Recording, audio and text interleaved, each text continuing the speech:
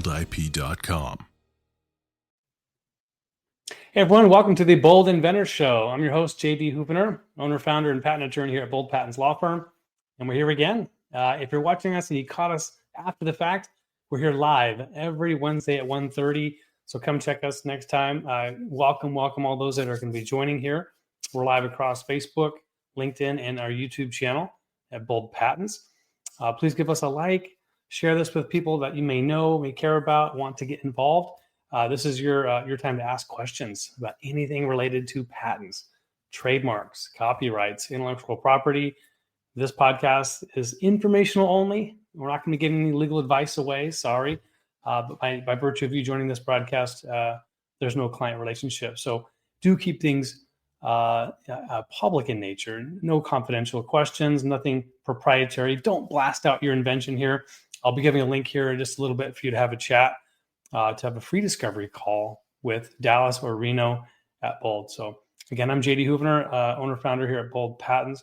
I'm going to have Matt Colseth join us here a little bit. He's redoing his office, his home office. So we'll have him join when he's able to in just a bit. We've got an awesome guest, Vince Edwards from E-Partners. Whoops, I'm not sure I get that wrong. E-Builders. So he'll be joining us here in just a little bit. He's fantastic. I spoke with him last week and just had to bring him on. So excited for that guest as well. So I'll put it here, our disclaimer, legal notice.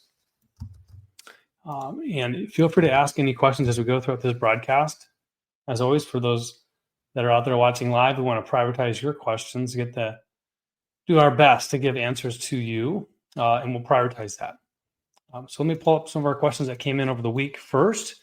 Then we're going to jump to our topic of the day, which I'm sure you saw, which is more news-related stuff, which I know we don't tend to do a lot of, but I want to hit this because it's just been massive impact in terms of the executive orders. So I want to talk about that, as well as the USPTO impact, right? How it's being felt and integrated, implemented with a lot of these broad sweeping changes, including the DEI executive orders as well. So let me go to some of these questions that we got from our Reddit and Quora groups. Okay, let's see here. So we've got, looks like a couple new questions. So from Reddit, is there a difference between patenting for a design versus functionality? So let's take a look at this question here. I'll pull it up. Is there a difference between patenting for a design and patenting for functionality? What's the line between the two? It's a wonderful question. Basic answer is when you're looking for protection on the way something looks alone, seek design patents. If you're looking to protect functionality, what something does, how it works, that's a utility patent. So those are two very separate patents. And we'll actually take a look at some examples later today. Our Shark Tank contestant that we'll be critiquing is in the cosmetics field. And they have protected the actual container for the cosmetic equipment, but they have not proceeded to protect the actual compound. They're keeping that, my hypothesis is, as a trade secret. So there are ways to protect compounds, but they're quite tricky. So two very different things. What are you trying to protect? What is novel about what you've come up with? Is it the way that it looks? Is it the design, the three-dimensional shape? Or is it more about how it performs? A utility, a benefit. Now, it is possible for you to have both. I mean, I'm thinking about like a handle for a door, right? A door handle. Sure, it's got a certain aesthetic, a look and a feel to the handle. And you might think, well, let's look at design patents first. But hold on, right? And a handle can have ergonomic benefits. Maybe it's got additional functionality in terms of it being a smart handle. Let's get carried away here, right? Why not? And maybe it's got fingerprint analysis, or it's got the ability to look at a specific weight, or maybe you have a sensor on a key ring, or right, a remote proximity sensor where it's able to have functionality to give access. So that would go toward utility. I generally will advise clients to go for a utility patent first, because what's beautiful is once you submit all the drawings, the written description that's required for a utility application, you can then later go back and claim design aspects before the parent utility is granted. So it gives you a lot more time to go to market, test out those door handles, and see which one is best suited, best for the market, and is selling the best. Now go get a design patent, so long as you haven't had that parent application grant yet. So simple question. I went a little bit farther on the answer. Matt, welcome to the show. Welcome back. Good to be back, man. Am I still freeze frame, or am I better you're now? doing great. I think you're better than before. Thanks, back man. 2.0. Yep, that's right. No check engine light today. No check engine light. No money light for this guy. Yeah. All right. Well, perfect timing. I just swung for the fences on my first patent question. I'm going to pull this one up for you. Yeah, sounds great. This is this trademark infringement? And we've got some more details on this question regarding class 25. Class 25. Okay. So would strata be an obvious conflict with the existing trademark of, quote, Colina Strata, both in class 25 clothing? Strata is a sports equipment and clothing brand. Colina Strata is a New York City fashion female clothing brand. Huh. Interesting. So Colina Strata, I mean, that sounds like a name of an individual. Yeah, something like a beverage you might order. Yeah. In Strata, I think Strata means street in German. Let me look quick. Yeah, it means it's Italian. Okay. So Strata is street in Italian. So that means that at the USPTO during the examination procedure, the USPTO is going to look at the word street for apparel. And I can almost guarantee it's registered. Okay. Which means no trademark. Okay.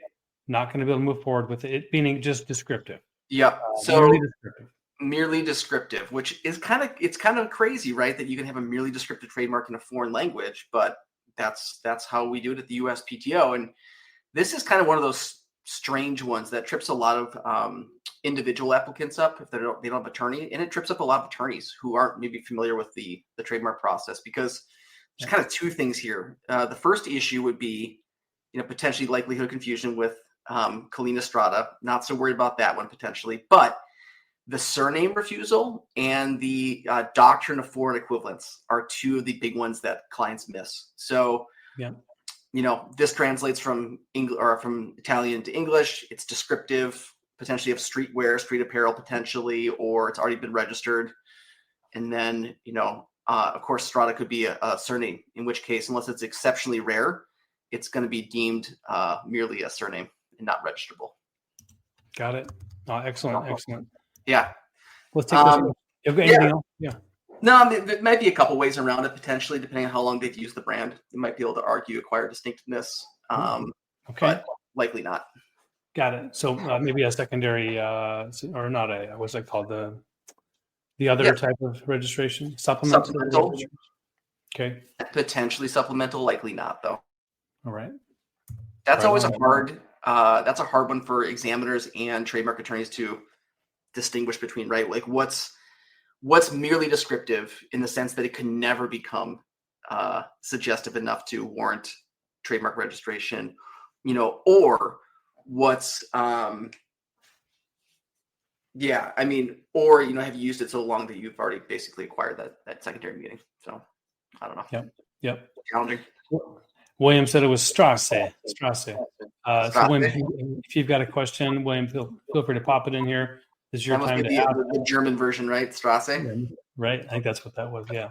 Okay. We got a friend, somebody's friend, who recently got a patent for a biteless bridle. Cool. I think that's for horses, right? Yep. She's interested in possibly getting a patent broker. What are some things to look for? What are good questions to ask? Solid. Well, a patent broker is someone who will help you as the inventor, patent holder, find.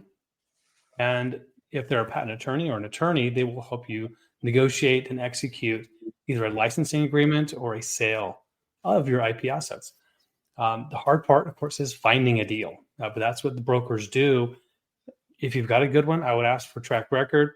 I would ask for success stories. I mean, that's really, and also the process.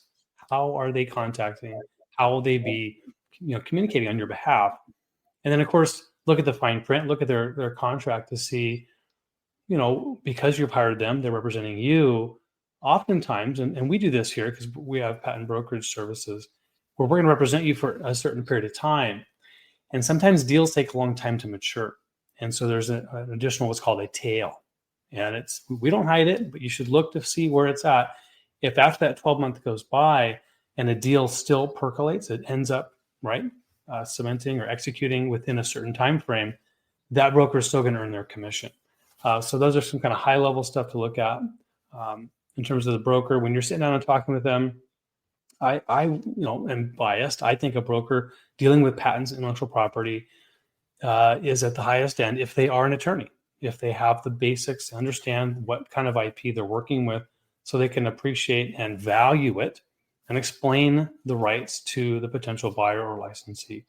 So that's my quick in a nutshell. Matt, would you add anything to that? No, I like the fold of having an actual patent attorney represent you as a broker. Yep. It's smart. Yeah, absolutely. By the way, we have one. Jason Cameron just joined us this year. He's now with Bold. So if you have questions, you want to book a free discovery call to talk with Jason, he's available to do that. So I'll put this in here. And Matt, here, let's see. I've got a free link here. This is for a free discovery call. And if you do that today and mention Bold Mug, go big, go bold, we're going to give you and send you a free mug. Okay, first of the year. Is it going to be broken or unbroken? Oh, unbroken, Matt. I swear to God, half the mugs that I've ever been sent, half of them are broken in the mail, right? Yeah, I know. We sent this out a couple of years ago, and it was about 90% success with our bubble wrapper. Yeah. So just hashtag Bold Mug. You'll get a free mug, compliments of Bold Patents. So let's do one more. We have our guests waiting backstage, and then we're going to get to our topic of the day, which of course is the executive orders. We're kind of on this latest news frenzy, trying to catch up with the executive office with all of their orders and mandates. I'm excited to talk about that too. All right, let's do one more on the trademark side. Maybe this one is good here. We're talking trademarks. So what percentage of registered marks are not used in business? And the owner puts the trademark up for sale. None. Oh, perfect. I love that answer. So technically, in order to have a trademark registration, you have to have gone to market with the product or the service. So whereas anyone can have a trademark application for a trademark, in order to get the registration certificate, the registration number, not just the application or serial number, you have to go to market. So you have to prove to the government that you're now offering the product or service for purchase in the United States. There it is. So for you, in order to register a trademark, you have to go to market, and then you can sell the trademark. The government is never going to allow you to file an intent to use application. So kind of pre-market filing of a trademark application, and then sell or transfer that trademark application to a third party. You have to go to market before you can assign the trademark to a third party. Ooh, that's so cool. Yeah. That is different on the patent side. You can transact, pending applications.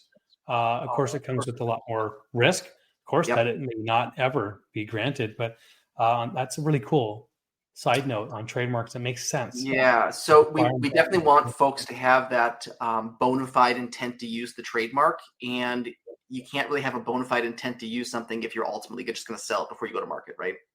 Yes. That's so cool. You can't basically transfer your intent to a third party's, future intent. Yeah. And I think I want to spend 1 minute on this too. In my mind, maybe I'm wrong.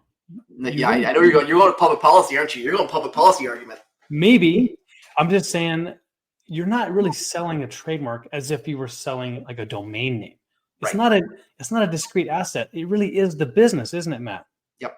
So you're selling your business when you transfer rights for a trademark. Right. And we certainly don't, Whereas on the patent side, we want to encourage people to disclose their inventions, right, and to push them out into the world, right, so that they have eyeballs on them. For trademarks, we don't want to gum up the system with trademark applications that are just there for prospecting purposes, right? No. We don't want the same thing that's happened in the domain world happening in the trademark world, where people are just out there prospecting and wheeling and dealing trademarks for money. I love it. Trademarks it's just more straightforward. It's like, I want to know where this good came from.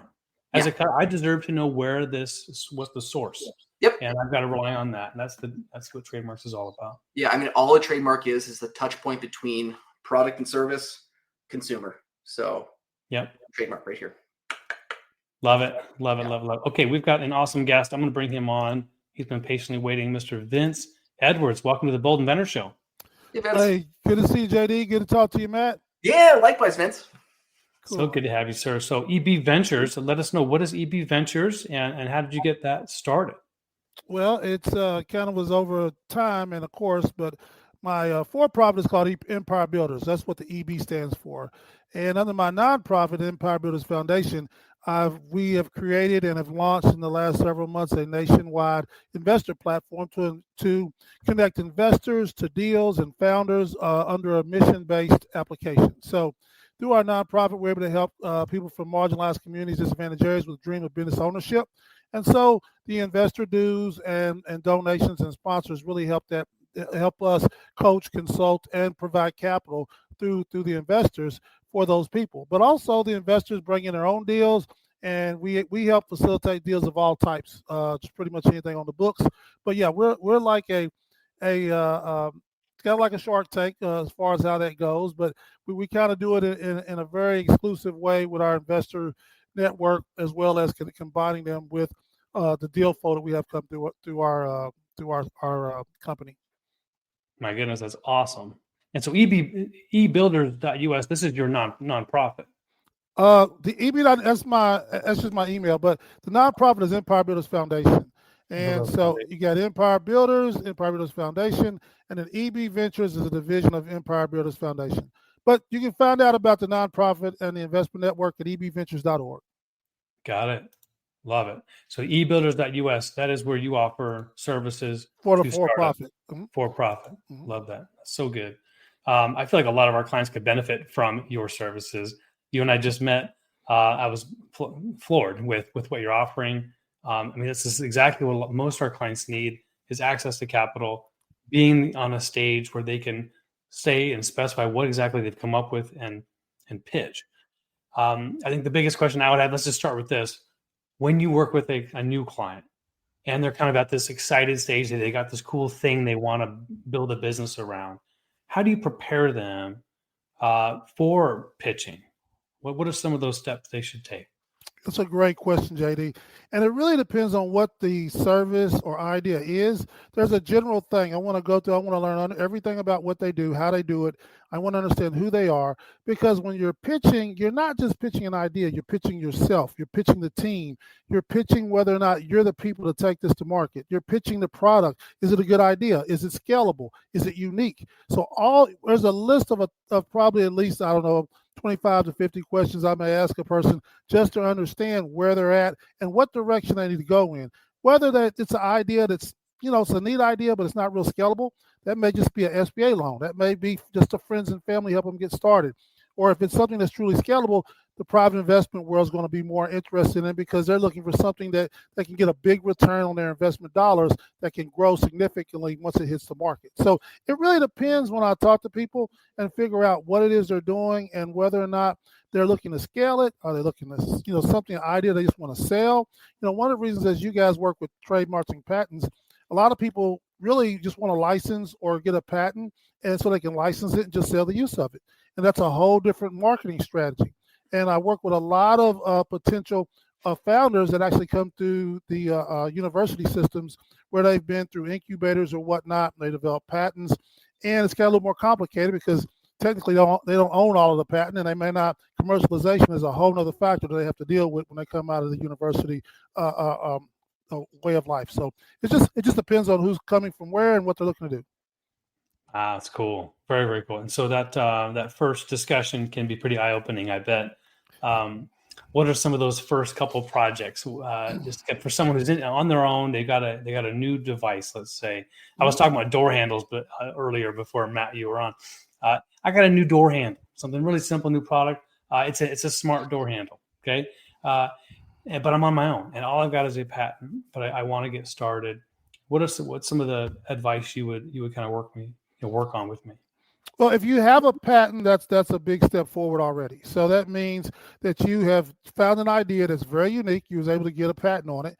And now the question now is, I want you to then do some research and find out, okay, have you done the research? What will it take to build your doorknob? What will it take to get it to market? What will it take to see how to turn it in from an idea into a business? Right. And if we can find a lane for that, then it's a good chance that we may be able to get someone who believe in it and want to invest in it. But yes, there's always different options for that. Are you wanting to license it?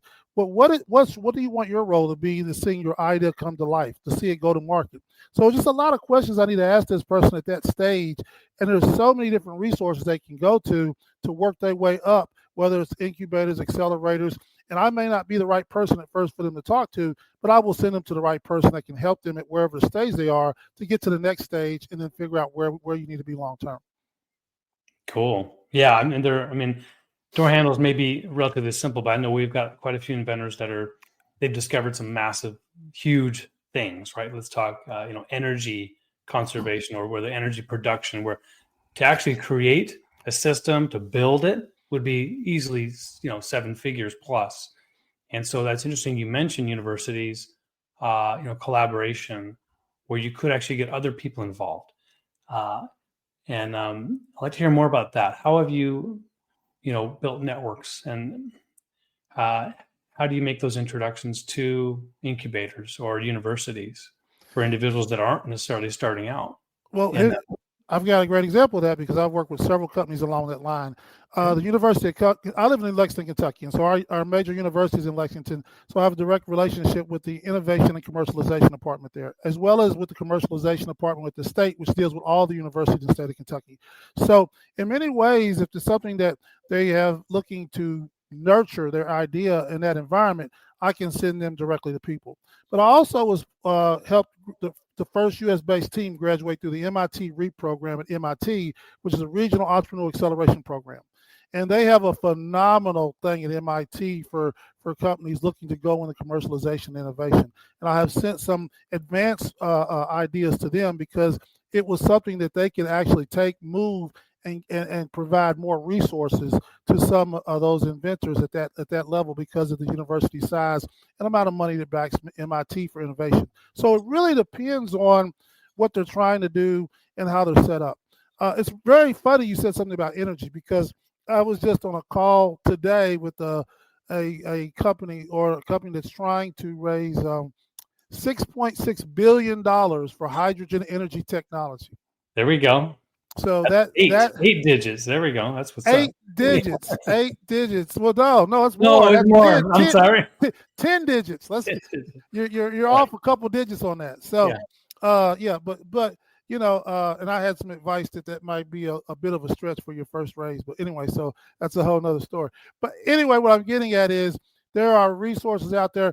If you have a patent in an industry like energy or something that's very innovative that can help, hopefully, change the world.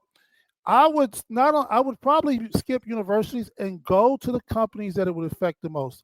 Go to the big companies that could use your idea or your patented invention that could then take it to market and you can license it and be a part of the team as they grow it. That is probably the fastest way on the private side to get your idea to the public and also to earn you a lot of money and get in the marketplace the fastest and get additional protections because that company is going to want to protect your patent as much as you are to keep it from getting out to other people to take it from you. Now, do you help individuals reach out and contact some of these large companies? I have in the past. Yes, I have. Yeah. Because Cool. I mean, it's basically just a call and a recommendation. Say, hey, you might want to look at this in their research and development department, or in their. It's really not under research and development. A lot of the corporations now, they really just have investment side to look for companies like this or ideas like this that they can come in and partner with founders so that they can help develop these ideas, because they've pretty much gotten rid of most of the research and development except for really high proprietary ideas that they want to have that's been created within the companies. But most companies have shredded their research and development because they don't want to pay one or two people to play around in the lab. They'd rather work with a founder who had a great idea, it's already figured out the answer, and then come bring them aboard as far as in their system to help take it to market. Hey, Vince, I'm going to jump in here. Can you tell me a little bit about you and your background? And then is there any specific like vertical that, that's your bread and butter? That's like majority of the work that you do? Well, I'm going to give it a quick, tell you my whole background real quick in about a minute. So I was a math major in college. I graduated from the University of Kentucky. My first job out of college with Procter & Gamble, which was a great leeway to me becoming a coach and a consultant years later, because they knew SOPs, they knew systems, they knew Kaizen, they knew just-in-time production before anybody did, and they knew how to make things the right way and get high efficiency. So it was a great learning ground. Next, after that, I got into financials, into mortgages, commercial loans, business loans. If it weren't for the last recession, I'd probably be on a beach now. I'm going to be talking to you guys. Then after the last recession, I became a consultant. I started off with bigger companies, and then I eventually started about a decade working with startups and smaller companies.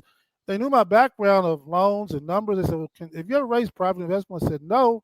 But if it's money and numbers, I know both, so it shouldn't be hard. And it wasn't. So I've helped raise over $100 million in the last decade and really became a local expert in my state. And again, they put me on the team that led the first U.S.-based team through MIT through the state of Kentucky.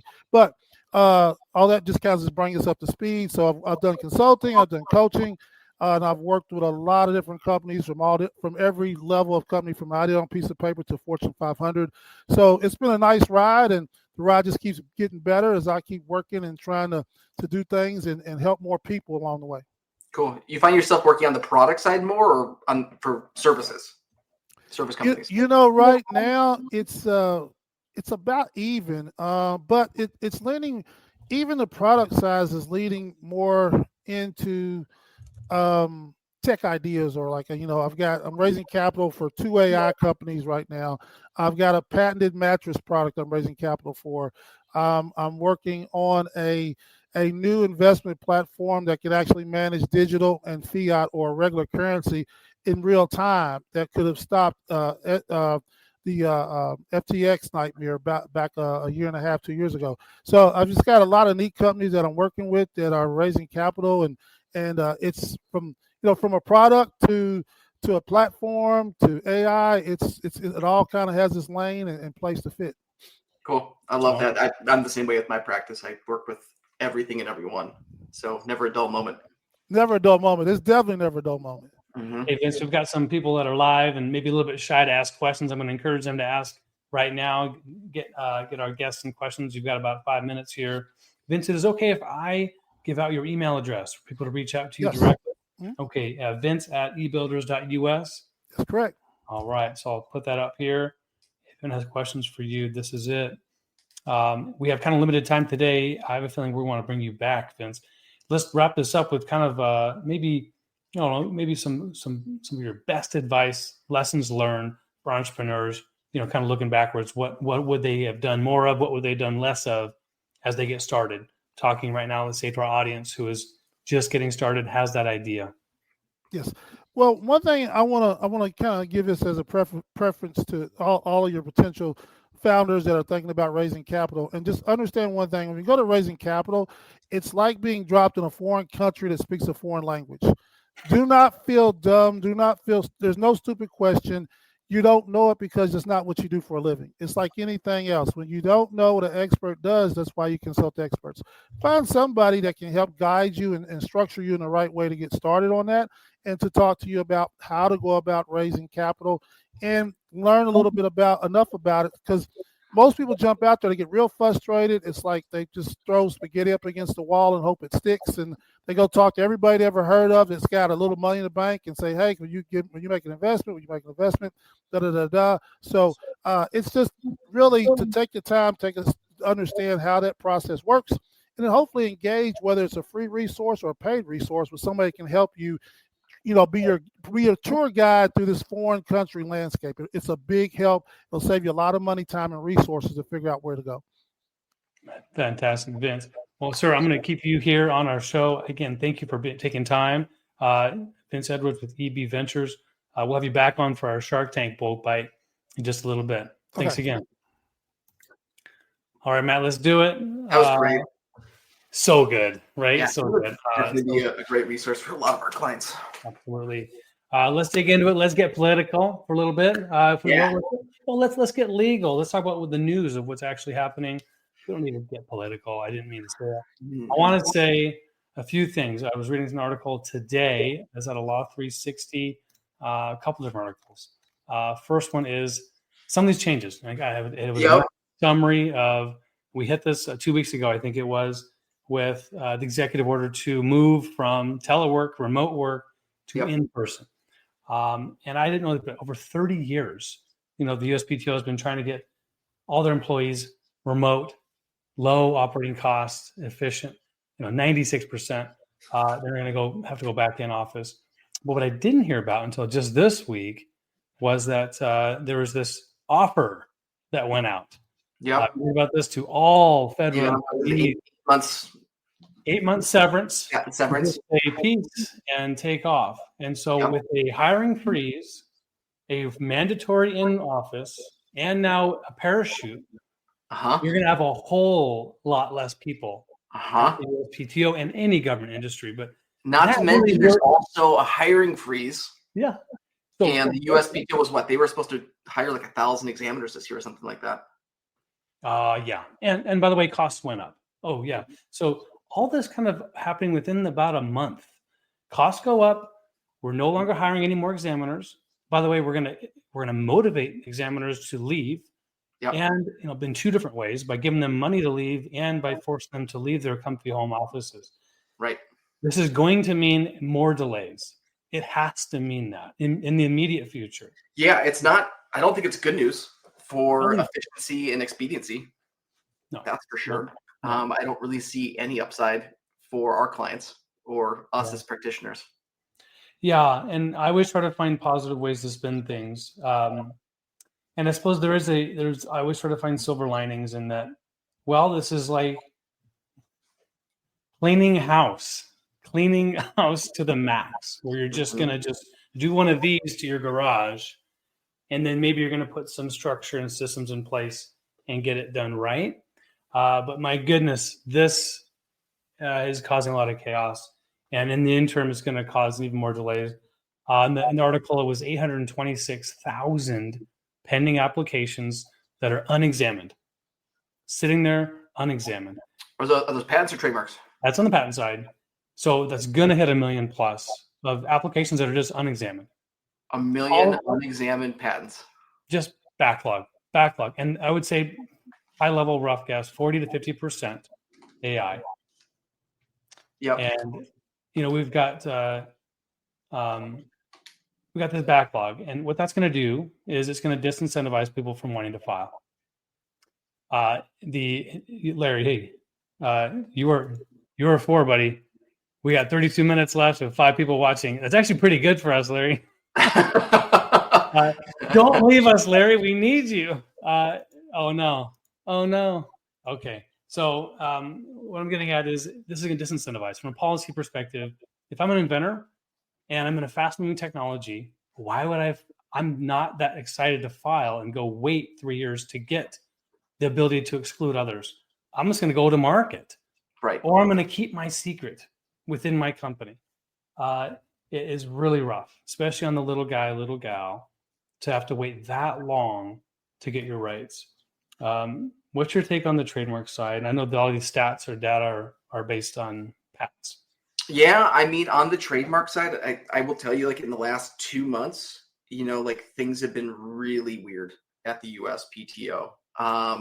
Even before President Trump took office, things were weird at the USPTO with, I think with a lot of the uncertainty at the new administration coming in, it felt like the USPTO just kind of shut down on some level.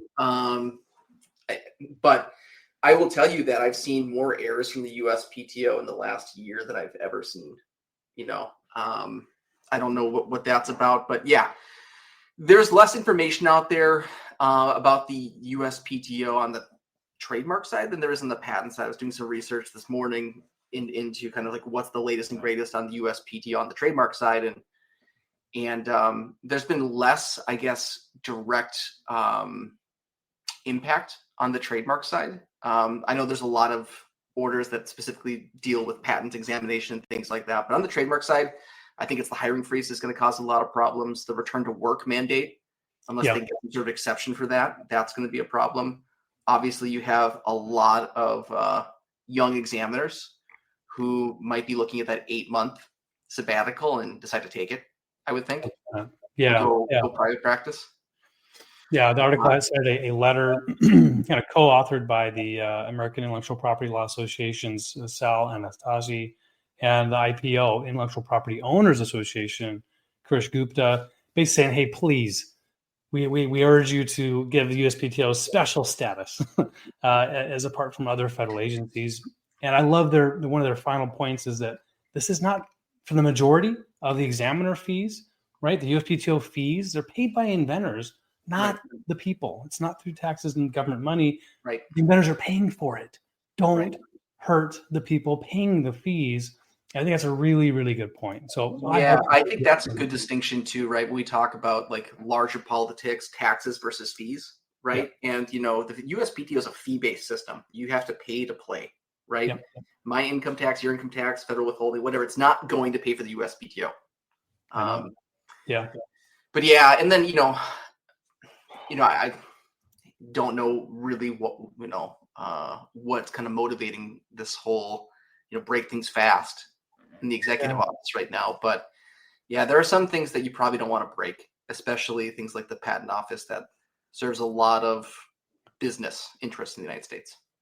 Yeah, I mean, and really, it seems like it's things like big sweeping decisions. It just seems like it's, my goodness, how much thought could go into it because such little time has passed, and you want decisions to be thoughtful.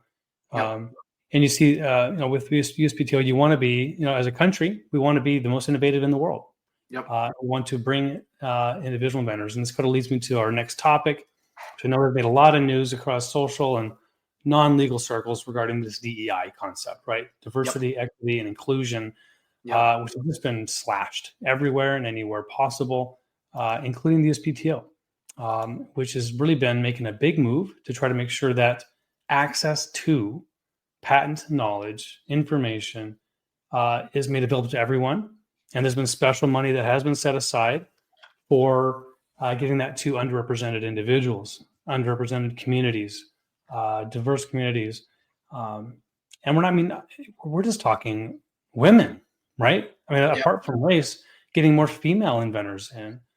This article I read this morning was talking about how there are actually more female inventors named in China, Chinese patents, than in U.S. patents. Now, I believe that. I think there's more women in STEM in China, right? I just feel like, of course, we can talk race and we can talk about inclusion and equity and diversity there. To cut these programs, especially in a something like innovation, it just seems so backwards to say, hey, we're actually gonna keep things really narrow and have all the innovators look and be and sound alike. How is that going to be more creative, right? Creativity, in essence, is supposed to be divergent. What I do know, JD, is I just went to click on learn about the PTAB Diversity, Equity, and Inclusion Initiative at the USPTO, and the page is no longer found. It's gone.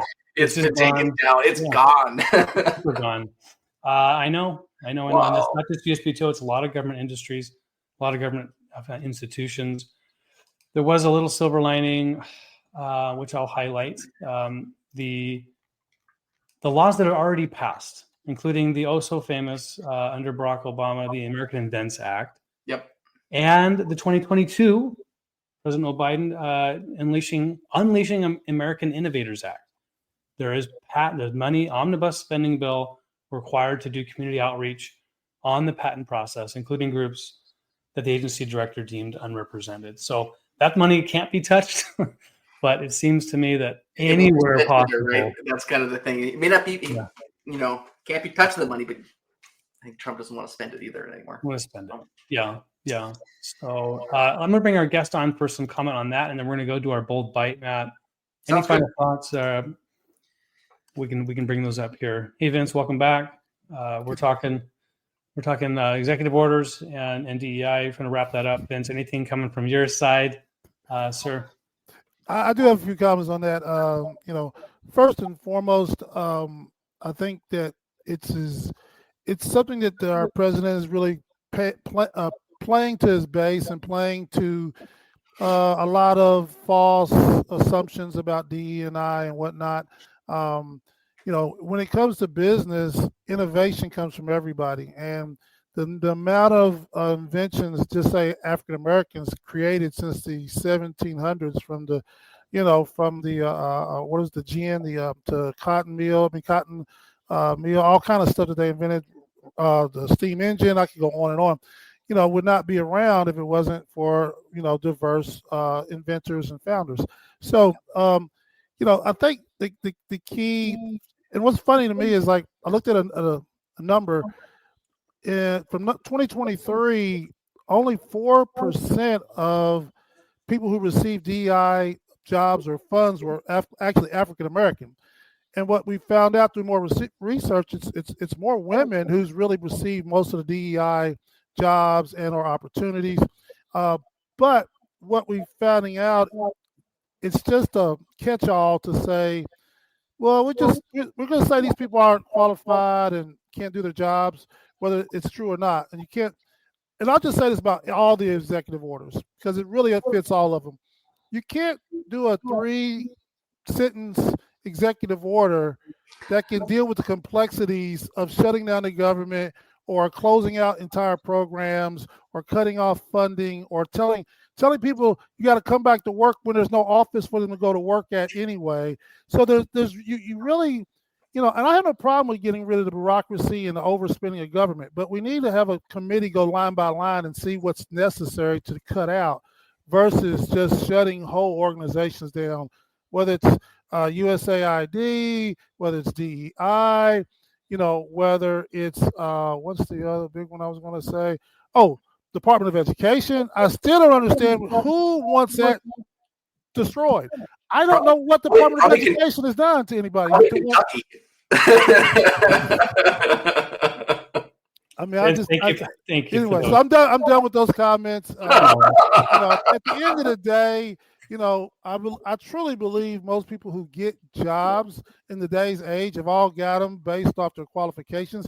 In many cases, a lot of the so-called D&I workers probably were overqualified just to receive the job, because they were fighting against even more so people from their own dynamic to get the job. So, but again, this is a political things outside of my control and power, so I got to roll with the punches and figure out how to keep matriculating and doing what I do, and not worry about it, and pray for our country, and pray for everybody in it. So I think we'll all be fine. We survived a lot worse as a country. We'll survive this. Absolutely. I love that. Thank you, Vince. And we had one comment from our listeners, longtime listener, Kendon Shirley, with the narrow scope of potential innovation. We're looking at having AI all sound alike. These patents are all going to be the same. I do have an answer for that for him. Yeah. All right. Well, actually, I'm working with a company that is filed for a provisional AI patent. We're raising capital for right now, and they should be hearing back that is in the provisional stage here any day now. They put it in a while ago. I think the key with your AI patent will be what is the use purpose and what is it tied to? So, for example, if your AI has a niche to a certain industry, a certain type of machinery, a certain type of functionality that is unique, or that you can show that is unique, in the way that it's using AI to think and rework the way that operation works, it's going to be a lot easier for you to get a patent. You can't just say, well, I speeded up AI where this will work a little faster. That's not going to work just because you put 10 more NVIDIA chips into the equation. So, and I know I'm speaking, I'm talking out of line with that one, but I'm just trying to give an example that if you have an AI, it needs to be tied to something that makes it unique. it cannot be a generalized AI at this time, or you will not make it through the patent office.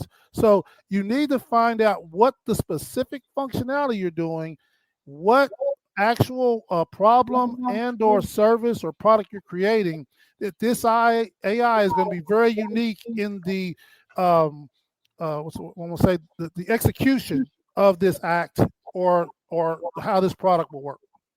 Thank you. Yes, I agree wholeheartedly. Let me jump to our next segment here. I'm going to share my screen, and we're going to do a bold bite. So this is our 5-minute take. Vince, if you go on mute, and same for you, Matt, I'll share my screen and we'll listen into a recent Shark Tank pitch.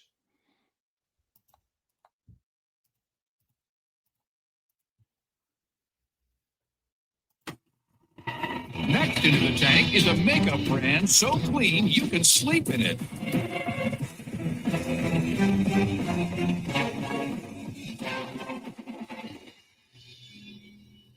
Hi, I'm Yuniko Chan. I'm from San Francisco, California, and I'm here seeking $400,000 for 5% equity in my company. Sharks, believe it or not, I woke up like this. No, seriously though. Last night, I was so busy prepping for Shark Tank that I was way too tired to remove my makeup. A feeling so many of us know all too well. So I went to bed with makeup on my face, and I'm still looking as fresh as a daisy. No way. Wow. Now, I know what you're probably thinking. Falling asleep with makeup on is bad for you, and it can cause a ton of breakouts. But don't worry, sharks. No breakouts here, because I'm not wearing normal makeup, which can contain fossil fuels, liquid microplastics, and other nasty ingredients. I'm wearing Euphoria. Makeup you can sleep in. Why? Because our beauty products are bio-based, meaning we're using plant-based, renewable ingredients, which are great for your skin and good for the planet. We are best known for our BYO blush, the world's first color-changing blush oil that reacts to your skin's pH to give you the perfect shade.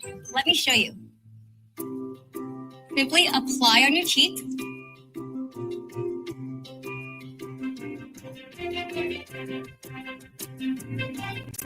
And blend. Interesting to watch. Looks great. Sure does. Yeah. Additional 300 doors. How did you invent this?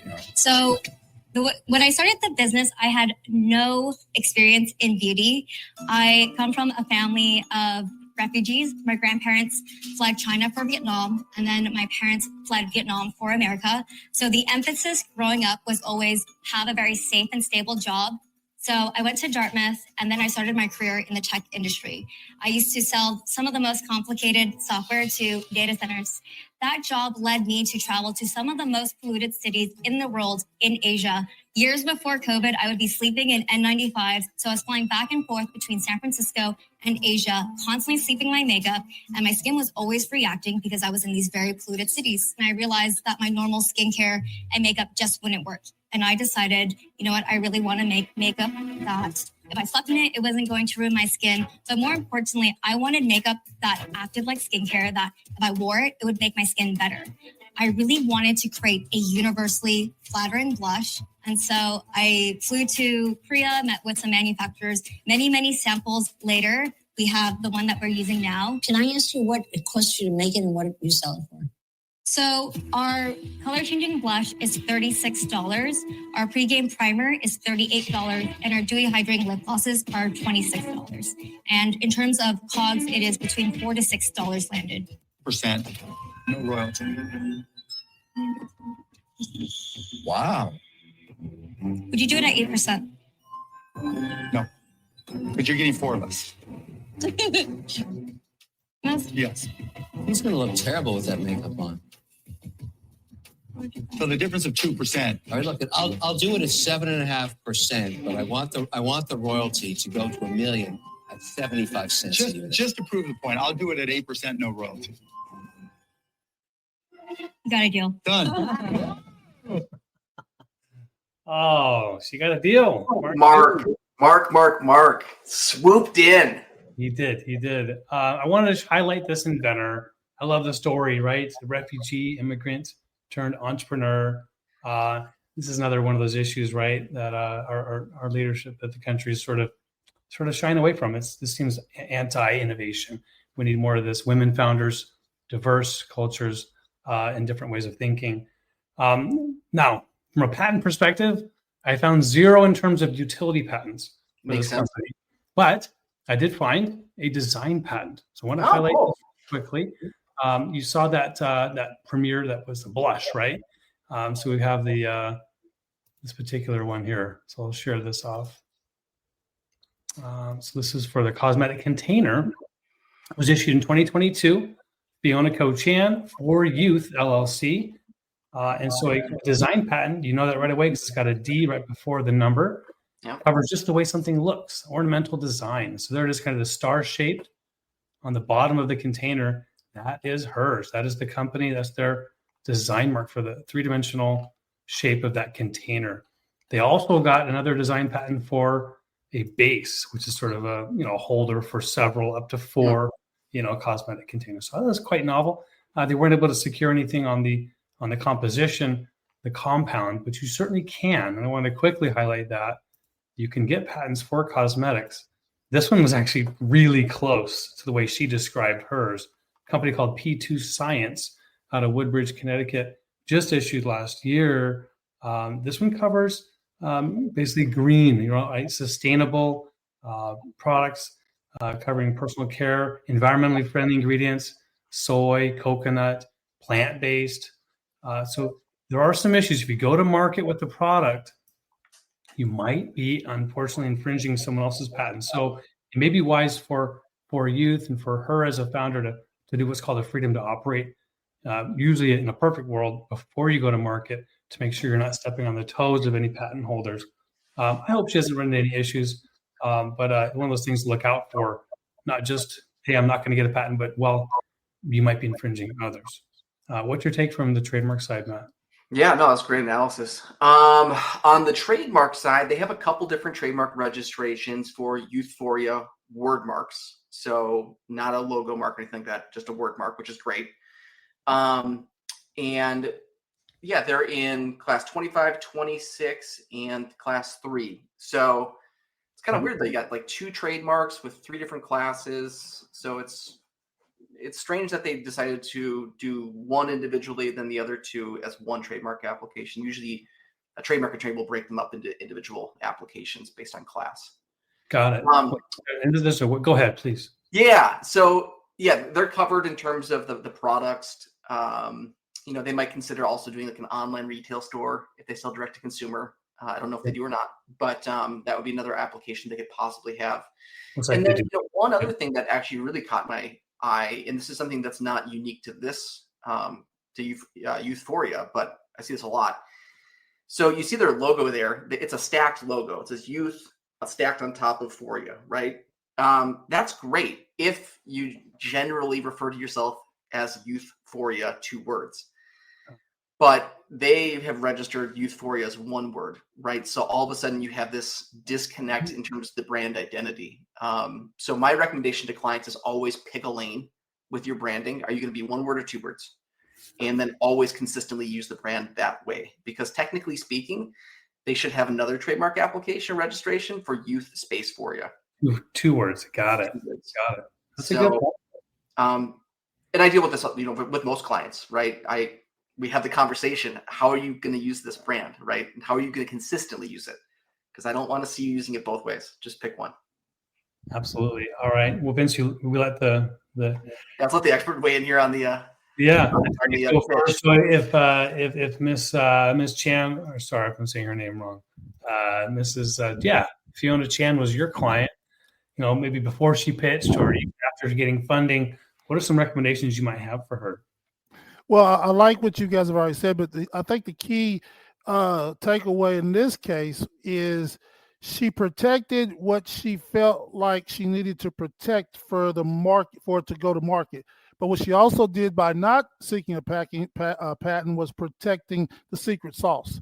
So what she realized was, once I tell this story out, it's going to be hard to track down everybody that's throwing together a mix of stuff that I can really, keep the secret sauce to myself. And a patent's going to give everybody a way to tweak it. So But she did, which was very smart, protected her trademarks, and she protected herself with the patent of the design and the color scheme of what she was sending to market.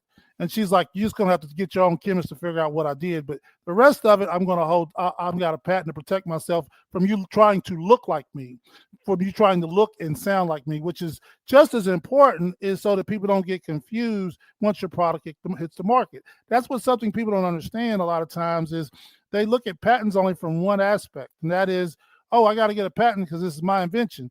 But what they don't understand, it's really about protecting how you look in the marketplace and how you can protect yourself in the marketplace. There's two things, protection and speed.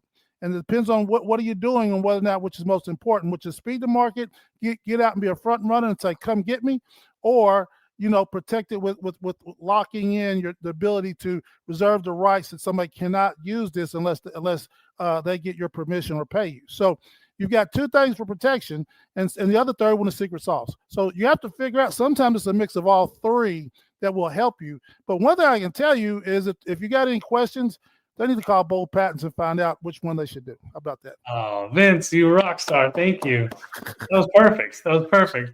I like the mixture of all three. That was so well done. I think you're right. She is doing all three with the trademark branding, the design patent protection, and keeping a trade secret. Trade secrets is a whole other conversation. I think it's a great, point we can bring up next time. But it is all about your internal contracts and your internal governance. Protect those access to internal documents. And I'm hopeful that they've done that. Certainly with Mark's putting his money in, he's going to make sure he's going to have her speak with a general counsel. Any proprietary formulas will be kept very secret. So most of them look like they're doing well. They're selling on the market. I think that's going to be it for our show today. We're at the end of our time. Again, thank you, Vince, for being a great guest for us. Vince from EB Ventures. Matt, as always, so good to have you. Appreciate you joining us. It's great to be here. Thank you guys for inviting me, and I had a great time. See you next time. Go big, go bold, everybody. Go